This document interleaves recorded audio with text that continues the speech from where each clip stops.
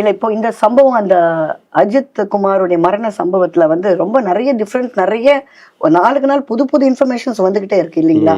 இப்போ நீங்க அதை பார்த்த போது உங்களுக்கு என்ன தோணுச்சு? எனக்கு அதில் பார்த்தபோது ரொம்ப வருத்தம் என்னன்னா, எனக்கு ஆல்ரெடி எனக்கு என்னோட பர்சனல் லைஃப்ல ஒரு இன்சிடென்ட் நடந்தது. என்னையும் இந்த நிக்கிதா மாதிரி ஒரு லேடியும் ஒரு ஹஸ்பண்டும் சேர்ந்து ஒரு ஃபைனான்ஸ் கம்பெனியில் எங்க அம்மாக்காக நான் ஆக்சுவலி எனக்கு சொந்த வீடு இல்லை, I wanted to build and own house to keep my mother டெத்தில் இருக்கும்போது ஓன் ஹவுஸில் செத்தாதான் நல்லா இருக்கும் சொல்லிட்டு கொஞ்சம் ஃபாஸ்ட் மணி பண்ணலான்ட்டு நினச்சிட்டு இருந்தேன். அந்த டைமில் நான் லோன் எடுக்கிறத பார்த்துட்டு ஒருத்தவங்க கால் பண்ணிட்டு எனக்கு வந்து ஏமாத்திட்டாங்க. ஒரு 55 lakhs கிட்ட ஏமாத்தினாங்க. 55 லட்சம் ரூபாய்.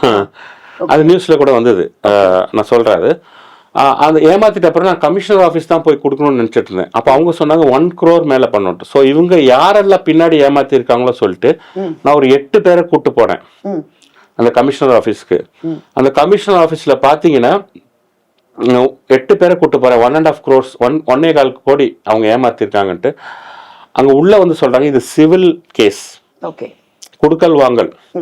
ஸோ இதுல எஃப்ஐஆர் போடணும்னா உங்களுக்கு நினைக்காது, பட் நான் போடுறோம். ஆனா அங்கேயே கொஞ்சம் டிமாண்ட் பண்ணாங்க காசு.